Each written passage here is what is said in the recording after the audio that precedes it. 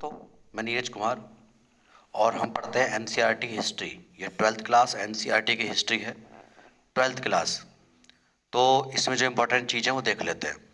हड़प्पा सभ्यता हमारा चल रहा था, तो हड़प्पा सभ्यता में व्यापार वाणिज्य क्या था इसको देख लेते हैं। इस काल के लोग सिंधु सभ्यता के जो ये लोग थे, पत्थर धातु हड्डी का व्यापार करते थे। ये लोग धातु के सिक्के का भी प्रयोग करते थे व्यापार में। व्यापार में वस्तु विनिमय प्रणाली का ये प्रयोग करते थे। वस्तु विनिमय प्रणाली यानी कि एक वस्तु देने के बाद दूसरी वस्तु ले लेना, मतलब उसमें करेंसी का यूज़ नहीं करते थे।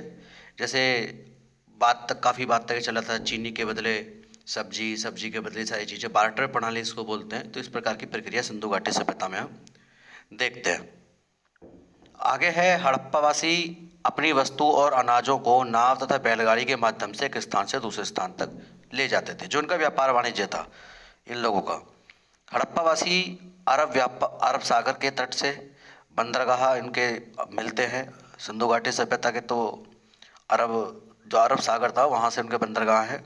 तो सुतकांगेडोर वहाँ पर बंदरगाह आपका है, लोथल है, बाह्य व्यापार करते थे। तो ये जो आपके बंदरगाह मिलते हैं सुतकांगेडोर और ये लोथल, ये व्यापार के साक्ष्य है कि इनका इंटरनेशनल ट्रेड उस समय में था सिंधु घाटी सभ्यता के लोगों का। और हड़प्पा सभ्यता के लोग पहिए से परिचित थे, यानी कि पहिए का उन्हें ज्ञान था, तथा ठोस पहिए वाली बैलगाड़ी का प्रयोग करते थे। ठोस पहिए वाली बैलगाड़ी सिंधु घाटी सभ्यता में मिलती है। हड़प्पा वासियों का जो व्यापार था वो राजस्थान, अफगानिस्तान, ईरान से था। इसके अतिरिक्त बहुत सी हड़प्पा की मोहरें मेसोपोटामिया की खुदाई से प्राप्त हुई हैं। तो आप खुद सोचिए जी, आपका मेसोपोटामिया की जो खुदाई हुई है वहाँ से भारत के वो सिक्के मिलते हैं, तो मोहरें मिलती हैं। तो इसका मतलब है कि लोगों का वहाँ से ट्रेड था। ये जो एरिया है मेसोपोटामिया, ये आज का इराक वाला एरिया है। तो विदेशों से मंगाते भी थे, भेजते भी थे सामान। तो ये कक्षा 12 के इतिहास के देखो, आप देख सकते हैं, आप नीचे लिखा हुआ है कक्षा 12 इतिहास एनसीईआरटी। हड़प्पावासी तांबा खेतड़ी से मंगाते थे। देखिए खेतड़ी कितने इंपॉर्टेंट है। खेतड़ी राजस्थान के झुंझुनू जिले में। तो खेतड़ी से सिंधु घाटी सभ्यता के समय से भी तांबा निकलता था, और खेतड़ी से आज भी तांबा निकाला जाता है। राजस्थान में आज भी तांबे के सबसे बड़े भंडार हैं। खोद अरीबा में भी तांबे का भंडार है, ये भी राजस्थान में ही है। खेतड़ी भी राजस्थान में आज भी निकलते हैं, उस जमाने में भी निकलता था। लेकिन इस समय उत्पादन में, तांबा उत्पादन में मध्य प्रदेश का पहला स्थान है, और भंडार में राजस्थान का पहला स्थान है। दुनिया में सबसे ज़्यादा जो तांबा है वो चिली से निकाला जाता है। चिली में आपका चुक्की माटा पर्वत, वहाँ से निकाला जाता है। बलूचिस्तान से टीना था, अफगानिस्तान से तथा ईरान से सेल खड़ी आती थी। दक्षिणी राजस्थान एवं उत्तरी गुजरात से लाजवर्द मणि, सोरतुगी से सोना, दक्षिण भारत से सोना दक्षिण भारत से प्राप्त करते थे। ठीक है, एक बार और देख लेते हैं। तो खेतड़ी हड़प्पावासी तांबा खेतड़ी तथा बलूचिस्तान से, टीन अफगानिस्तान तथा ईरान से, सेलखड़ी दक्षिणी राजस्थान एवं उत्तरी गुजरात, लाजवंत मणि सोरतुगी से, सोना दक्षिण भारत से। इस तरीके से आपको क्रम में पढ़ाना है। तो ये काफ़ी इंपॉर्टेंट है आपका, इस तरीके से इसको पढ़ लेना। पश्चिमी एशिया, विशेषकर आगे टॉपिक है हड़प्पा वासियों का पश्चिमी एशिया के साथ व्यापार। पश्चिमी एशिया में देखिए, आप आज के मैप में कौन कौन से देश पश्चिमी एशिया में आते हैं। तो आप देखेंगे सीरिया, इजराइल, लेबनान, ये सब पश्चिमी एशिया में आते हैं, टर्की। तो हमें पता रहना चाहिए कि पश्चिमी एशिया का संदर्भ क्या है। तो पश्चिमी एशिया से इनका क्या संबंध था उसको भी देख लेते हैं। तो पश्चिमी एशिया विशेषकर मेसोपोटामिया के साथ हड़प्पा वासियों का व्यापार संबंधी अनेक प्रमाण प्राप्त हुए हैं। यह व्यापार जल तथा स्थल दोनों मार्गों से होता था। तो हड़प्पा वासियों का जो व्यापार है जल थल दोनों मार्गों से पश्चिमी एशिया से होता था। तांबे को समय होता है ओमान से लाया जाता था। तो ये ध्यान रखना, तांबा कहाँ से लेकर आते थे, खेतड़ी से तो होता ही था भारत में, लेकिन ओमान से भी लाया जाता था तांबा। ठीक है, ये याद रखना है, एनसीईआरटी में लिखा हुआ है। खेतड़ी से, तांबे के साथ साथ ओमान से भी हम मंगाते थे। रासायनिक अवशेषों से यह प्रतीत होता है कि हड़प्पा तथा ओमान के बर्तन में निकेल कि जो अंश मिले हैं, अंश पाए गए हैं, उनका उद्भव एक ही है, एक ही जगह से उनको प्राप्त किया गया है। निकेल भी है इसे साक्ष्य मिले। ओमान में एक हड़प्पाई जार प्राप्त हुआ है। आपसे पूछेगा एग्जाम में कि जार कहाँ मिला है। ओमान में एक हड़प्पा काल का जार, यानी कि इसका मतलब हड़प्पा काल से जार वहां गया होगा ओमान में, जिस पर काली मिट्टी की परत चढ़ी हुई है। यह हड़प्पा वासियों के पश्चिमी एशिया के साथ व्यापारिक संबंधों को दर्शाता है। तो ध्यान रखना कि जो हमारा यहाँ काली मिट्टी का जार वहाँ जाके मिलता है और वहाँ से जो ओमान से हम तांबा मंगाते हैं, तो इसका मतलब है कि ओमान के साथ हमारा व्यापार था। हड़प्पा वासियों के शिल्प कार्य के लिए बलूचिस्तान और ईरान में चांदी आती थी। देखिए ये इंपॉर्टेंट है, उनका जो शिल्प कार्य था हड़प्पा वासियों का, तो कहाँ से आती थी चांदी? बलूचिस्तान और ईरान से। बलूचिस्तान और ईरान से चांदी आती थी, तो एक तो याद रखना है। तांबा मुख्य तौर पर ईरान से आता था, आपका ओमान से था वैसे मुख्य तौर पर तांबा, चांदी आती थी। तांबा मुख्य तौर पर ईरान, क्या हो गया, ईरान तथा अफगानिस्तान से भी आता था। तो देखिए तांबा इसमें स्पेशल लिखा हुआ है कि ओमान से आता था, और दूसरी जगह जो तांबा आता था वो ईरान और अफगानिस्तान से आता था।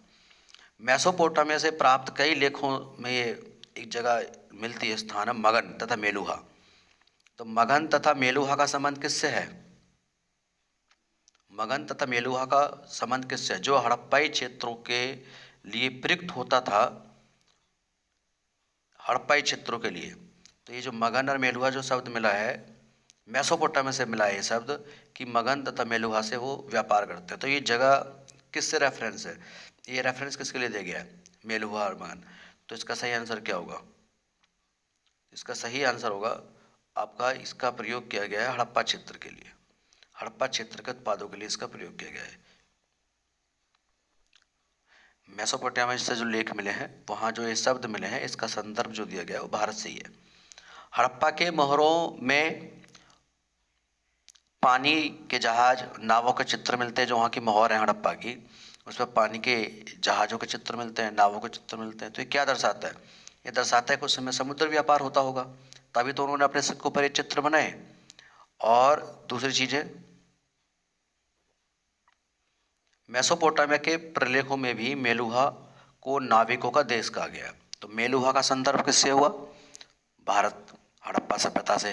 ठीक है, तो वहाँ कहा गया है, जो मेसोपोटामिया से जो प्रलेख मिले हैं उसमें लिखा है मेलुहा नाविकों का देश है, और नाव के साक्ष्य भारत में मिलते हैं। ठीक है, तो ये बहुत इंपॉर्टेंट है, ध्यान रखना। मुहरों का प्रयोग, जो मोहर होती थी उनका प्रयोग सामान से भरे उन डिब्बों या थैली को चिन्हित करने के लिए किया जाता था, जिन्हें एक स्थान से दूसरे स्थान पर भेजा जाता था। इसका मतलब हुआ ट्रेड, जो उनका ट्रेड था ना, उसी हिसाब से इनका प्रयोग होता था। मोहर का यूज़ कहाँ होता था? इसको सील बोलते हैं। जब ये ट्रेड करते थे एक स्थान से दूसरे स्थान के लिए, तो वहाँ मोहर का प्रयोग ये करते थे। सामान्य लेन देन में तो इनका बार्टर प्रणाली था, एक वस्तु के बदले दूसरी वस्तु प्राप्त करना, लेकिन जो इनका ट्रेड था वो मोहर के माध्यम से होता था। चन्होदोड़ से शिल्प कार्य के साक्ष्य मिले, वहाँ मनके बनाने के कारखाने, शंख की कटाई, धातुकर्म, मोहर निर्माण, बाट बनाना, ये सब कहाँ से मिले साक्ष्य? चन्होदोड़ से मिले। कुछ मनके दो या उससे अधिक पत्थरों को आपस में जोड़कर भी बनाए जाते थे। इसका मतलब इनको शिल्प जो तकनीक है, टेक्नोलॉजी, उसका भी ज्ञान था। ठीक है, आगे है हड़प्पा सभ्यता के सर्वोत्तम कलाकृतियां मोहरे ही हैं। ठीक है, तो हड़प्पा सभ्यता की जो सर्वोत्तम कलाकृतियां हैं वो मोहरे हैं। यहाँ मोहर बहुत ही इंपॉर्टेंट थी। लगभग 2000 मोहरें अब तक सिंधु घाटी सभ्यता से मिल चुकी हैं। 2000 मोहर सील्स। तो ये वर्गाकार थी, सब आपने पढ़ा होगा। इनमें से अधिकांश मोहरों पर लघु लेखों के साथ साथ एक सींग वाला जानवर मिलता है। ठीक है, एक सींग वाला जानवर, भैंस, बाघ, बकरी और हाथी की कलाकृतियां उत्कीर्ण हैं, जो मोहरों पर उत्कीर्ण किया है इन्होंने। तो जब इनको इन्होंने उत्कीर्ण किया तो उनके पालते भी होंगे। तो ये भी हमें पता चला है कि सिंधु घाटी सभ्यता इन सब चीज़ों से, इन सब जानवरों से परिचित थे। हड़प्पा सभ्यता में बाटों की एक परिशुद्ध प्रणाली मिली है, यानी कि बाट का जो इनकी परिशुद्ध प्रणाली है वो यहाँ से मिलती है, बिल्कुल एकदम शुद्ध। यह बाट सामान्यतः चर्ट नामक पत्थर से बनाए जाते थे। ये याद रखना कि बाट किससे बनते थे, एक पत्थर होता था चर्ट, उससे ये बाट बनाए जाते थे, चर्ट पत्थर से। ठीक है, आगे है, यह किसी प्रकार के निशान से रहित एवं घनाकार होते थे। घनाकार थे, ठोस थे। इन बाटों के निचले मानदंड द्विआधारी, यानी द्विआधारी लिखो है, द्विधारी पद्धति थी। जैसे 2, 4, 4 का दोगुना 8, फिर 16, 16 का 32, तो डबल उसमें चल रहे हैं डिजिट में, ये दो गुने हो जा रहे हैं। तो इस प्रकार की पद्धति होती थी। और कहाँ तक थी ये, 12,800 तक थी। देखो आप, 1 से स्टार्ट हुआ, 12,800 तक ये पद्धति चलती थी। जबकि ऊपरी मानदंड दशमलव प्रणाली का अनुसरण करते थे। तो ये दशमलव प्रणाली के बारे में जानते थे। हमने कहा था दशमलव की जो प्रयोग है सबसे पहले भारत में हुआ, लेकिन सिंधु घाटी सभ्यता में भी दशमलव मानदंड का प्रयोग होता था। सही है, आगे, बाट के रूप में प्रयोग की गई वस्तुओं के अवशेष हड़प्पा स्थल से प्राप्त हुए, ये हमने पढ़ लिया। तो इसमें जो तोल की माप थी 16, उसके आवर्तकों का प्रयोग होता था। हड़प्पा के लोग मापना भी जानते थे, मेजरमेंट ये लोग जानते थे। लोथल से हाथी दांत के निर्मित एक पैमाना मिला है। लोथल से क्या मिला है, हाथी दांत निर्मित, हाथी दांत का निर्मित एक पैमाना, स्केल मिला है। हड़प्पा सभ्यता में क्या होता है, हड़प्पा जो स्थल थे वहाँ मापन प्रणाली का ज्ञान था, क्योंकि लोथल वैसे भी एक ट्रेड स्पॉट था जहाँ से इंटरनेशनल व्यापार होता था। तो वहाँ पर ये चीज़ें मिलना थोड़ा स्वाभाविक है, मेजरमेंट की चीज़ें मिलना, हाथी दांत का स्केल मिलना, तो ये थोड़ा स्वाभाविक है।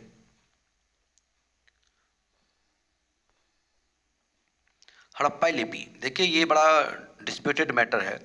हड़प्पा की लिपि थी, हड़प्पा के लोग पढ़ना लिखना जानते थे, सब कुछ जानते थे, लेकिन विशेष बात यह है कि वो क्या लिखते थे उसको आज तक हमने पढ़ नहीं पाए। काफ़ी कोशिश की गई है, कुछ विद्वानों ने कहा भी है कि हमने पढ़ लिया, लेकिन अभी क्लियरिटी उसमें नहीं हुई है। तो हड़प्पा लिपि को अब तक पढ़ने में सफलता प्राप्त नहीं हुई है, इसलिए हड़प्पा सभ्यता को आद्य इतिहास भी कहते हैं, आद्य इतिहास। तो निश्चित रूप से कोई पता नहीं चल रहा है कि यहाँ वर्णमाला नहीं थी, जहाँ प्रतीक चिन्ह और एक स्वर और एक व्यंजन को दर्शाता है न, प्रतीक चिन्ह वहाँ ज़्यादा मिलते हैं। इन चिन्हों की संख्या कहीं अधिक है, 375 से लेकर 400 के बीच चिन्ह मिलते हैं। जिस तरह के तुमने कहा चीनी भाषा में चिन्ह रहते हैं, उस तरीके से चिन्ह रहते हैं, लेकिन ये चीनी भाषा भी नहीं थी, तो इसको पढ़ लिया जाता। ऐसा प्रतीत होता है कि यह लिपि दाईं ओर से बाईं ओर लिखी जाती थी, ऐसा लगता है, अनुमान है। ये जो सिंधु घाटी सभ्यता की लिपि है, ये दाईं ओर से बाईं ओर, दाईं से बाईं ओर लिखी जाती थी। ठीक है, इनके चिन्ह, इतने चिन्ह मिले हैं यहाँ से। क्योंकि कुछ मोहरों पर चौड़ी अंतरालें एक बाईं ओर और यह संकुचित है, तो इसमें देखें हम, जो मोहरें हैं चौड़ा अंतराल है उनका, एवं बाईं ओर यह संकुचित है, यानी कि बाईं ओर थोड़ा कम है, दाईं ओर ज़्यादा है। तो इस तरीके से उन्होंने अनुमान लगाया। तो ये दाईं ओर से लिखना शुरू किया करते थे और बाद में स्थान कम पड़ गया था, स्थान कम पड़ जाता था। तो इस तरीके का इन्होंने अनुमान लगाया कि ये जो लिपि है दाईं से बाईं ओर लिखी जाती थी। आगे है, हड़प्पा लिपि की अधिकांश लेख मुद्राओं, हड़प्पा लिपि में अधिकांश लेख मुद्रा तो मिले ही हैं, इन लेखों में अधिकांश लेख बहुत ही छोटे हैं, बहुत छोटे छोटे लेख मिले। सही है, आगे, हड़प्पा सभ्यता की शासन व्यवस्था, यहाँ इसकी खोज जो हुई थी हड़प्पा सभ्यता की, तो वहाँ किस तरीके से हमने पता लगाया। हड़प्पा शासन की जो हड़प्पा सभ्यता जो शासन व्यवस्था था, उसके संबंध में कोई ठोस प्रमाण तो खैर नहीं मिले, लेकिन अलग अलग अनुमान है लोगों के, विद्वानों के, कि भाई यहाँ पर पुरोहित का शासन हुआ करता था, क्योंकि शांति प्रिय ये व्यवस्था थी। यहाँ कोई युद्ध के प्रमाण, इस तरीके के प्रमाण तो नहीं मिले हैं, ये लोग व्यापारी थे। तो ठोस शासन की व्यवस्था, लेकिन जो नगरीय व्यवस्था देखी गई है उससे लगता है कि कोई ना कोई तो ऐसा एडमिनिस्ट्रेशन था। इतनी सुंदर नगरीय व्यवस्था, नाली का ढका होना, हर चीज़ों के, सड़कों का समकोण प्रकटना, तो एक अच्छे प्रशासन का तो यहाँ संकेत है। लेकिन ये शासनकर्ता कौन था, इसको लेकर आज तक भी विवाद है। पुरातात्विकों ने मोहनजोदड़ो से प्राप्त विशाल भवन को राजप्रसाद की संज्ञा दी है, परंतु इससे संबंधित कोई भी वस्तु में प्राप्त नहीं होती। ठीक है, हड़प्पा सभ्यता के शासन व्यवस्था के बारे में अनुमान लगाया जाता है कि यहाँ एक राजा रहता था जो संभवतः पुरोहित होता था, क्योंकि इस सभ्यता में कि समकालीन मेसोपोटामिया व सुमेरी जो सभ्यता है, सुमेर सभ्यता, वहाँ पुरोहित वर्ग शासन करते थे, ब्राह्मण लोग शासन करते थे, लेकिन इस संबंध में कोई स्पष्ट प्रमाण अभी तक नहीं मिले। कुछ पुरातात्विकों का मानना है कि हड़प्पा समाज में कोई शासक नहीं था, क्योंकि सभी की सामाजिक स्थिति एक समान थी। सभी की सामाजिक स्थिति उन्होंने एक समान बताई है, कोई भेदभाव नहीं था। तो ये केवल अनुमान है। कुछ पुरातात्विकों का मानना है कि सिंधु घाटी सभ्यता में कोई एक नहीं बल्कि कई शासक थे, जैसे हड़प्पा मोहनजोदड़ो के अपने अलग अलग राजा होते थे। ये अलग अलग अनुमान है सभी के। कहीं ये मानते हैं पुरातात्विक कि कोई एक ही राजा होता था, क्योंकि यहाँ से प्राप्त जो यहाँ से वस्तुएं मिली हैं, प्राकृतिक वस्तुओं में समानता, नियोजित बस्तियों के प्रमाण, ईंटों में निश्चित अनुपात के आधार पर इसको प्रमाणित, यानी कुछ जो चीज़ें मिली हैं सिंधु घाटी सभ्यता से उनमें समानता मिलती है। समानता जो चीज़ें आपका हड़प्पा से मिली है, वही समानता मोहनजोदड़ो की वस्तुओं में मिली है। उसी तरह की कुछ समानताएं लोथल से मिली है, कुछ समानताएं कालीबंगा से मिली है। तो समानता के आधार पर तो ऐसा लगता है कि एक ही राजा रहा होगा, क्योंकि इक्वलिटी आप देखते हैं कि वो सारी चीज़ें जो समानता है, एक रूपता है, यूनिफॉर्मिटी है, वो लगभग हम देख रहे हैं कि वो समान रूप से चीज़ें मिल रही हैं। तो अलग अलग राजा होते हैं तो अलग अलग चीज़ें होती, तो इस आधार पर इन्होंने अनुमान लगाए। आगे हड़प्पा सभ्यता के पतन के कारण, भाई ये पतन कैसे हो गया, इसको आज तक पता नहीं चला है। कोई कहता है मलेरिया से हो गया, कोई कहता है जलवायु परिवर्तन हो गया, कुछ हुआ होगा। इतनी बड़ी सभ्यता, इतनी सभ्य सभ्यता, नगरीय सभ्यता का नष्ट होना अचानक, वो बहुत ही क्वेश्चन मार्क वाली बात है। तो इसको अलग अलग मत दिए गए हैं, ध्यान रखना है, अलग अलग मत दिए गए हैं इसके सिंधु घाटी सभ्यता के। कुछ विद्वान ये कहते हैं कि सभ्यता का पतन का कारण यहाँ होने वाला बाह्य आक्रमण। कुछ विद्वान कहते हैं भाई कोई बाह्य आक्रमण हुआ, इंद्र ने आक्रमण किया, क्योंकि इंद्र को पुरंदर कहा गया है, पुरंदर का अर्थ होता है किले तोड़ने वाला। तो इस आधार पर इन्होंने अनुमान दे दिया कि जो ऋग्वैदिक लोग थे उन्होंने इन सभ्यता को नष्ट कर दिया आक्रमण करके। तो इसमें कहा गया संभवतः आर्यों ने यहाँ आक्रमण किया और इसका अंत कर दिया। इन आर्यों का नेता कौन था, ये बताते हैं कि ये इंद्र था, जिसे पुरंदर कहा गया है। तो एक अनुमान है। कुछ विद्वान कहते हैं कि जलवायु परिवर्तन हो गया। जिस आप देख रहे हो, आप आज की दुनिया में भी जलवायु परिवर्तन कितना हो रहा है। जलवायु परिवर्तन से बाढ़ आ सकती है, लोग मर सकते हैं। इसी तरीके से मानते हैं जलवायु परिवर्तन हो गया, हड़प्पा संस्कृति का विनाश हो गया। कुछ विद्वाओं ने जल प्लावन के इस सभ्यता के पतन का कारण माना है कि हाँ भी बहुत ज़बरदस्त बाढ़ आई, पूरे क्षेत्र में पानी पानी हो गया, सारे लोग डूब के मर गए। इसको जल प्लावन सिद्धांत है, ईसाइयों में भी बताया गया है। लेकिन इसको कोई प्रमाण नहीं मिले कि हाँ इतने बड़े एरिया में एक साथ इतना पानी आ गया। ऐसे पानी के जो समुद्री तट के आसपास के एरिया थे, चलो वहाँ पानी आ गया, लेकिन कुछ क्षेत्र बीच में थे, जैसे आलमगीरपुर, यहाँ तो इतना पानी का खतरा नहीं था। लेकिन ये सभ्यता नष्ट कैसे हुई, ये भी अभी विवाद है। जल प्लावन का सिद्धांत भी दिया गया है। कुछ विद्वान कहते हैं कि भाई नदी का मार्ग बदल गया, और नदी का मार्ग बदल गया तो इस कारण यहाँ सभ्यता नष्ट हो गई। जैसे कि एक फिल्म भी आई है हड़प्पा सब मोहनजोदाड़ो के नाम से फिल्म है, तो उसमें तो नदी का ही दिखाया है कि भैया बाढ़ आ गई बहुत ज़बरदस्त। समय आने पर यहाँ पे आगे मिलता है कि यहाँ भूकंपों ने भी नगरों का विनाश किया, तो भूकंप के भी बारे में यहाँ बताया गया है। कुछ विद्वान कहते हैं कि भाई यहाँ प्राकृतिक आपदाएं थी, इसलिए सभ्यता नष्ट हो गई। ठीक है, तो निष्कर्ष ये है कि इसके पतन का कोई वास्तविक कारण नहीं अभी तक पता चला है, कोई एक कारण नहीं था, कई कारणों से सभ्यता नष्ट हुई होगी, लेकिन स्थिति क्या थी वास्तव में, ये एक सोचने वाली बात है। तो आज के लिए इतनी काफ़ी है। एनसीईआरटी 12th क्लास आगे कंटिन्यू रहेगी। आप लोगों से उम्मीद है आप सपोर्ट करेंगे। इनको देखिए, आप सुनिए, एनसीईआरटी है आपकी, आपको पढ़ने की जरूरत नहीं पड़ेगी एक्स्ट्रा से, आप इसे नोट करिए। ठीक है, धन्यवाद। मैं नीरज कुमार।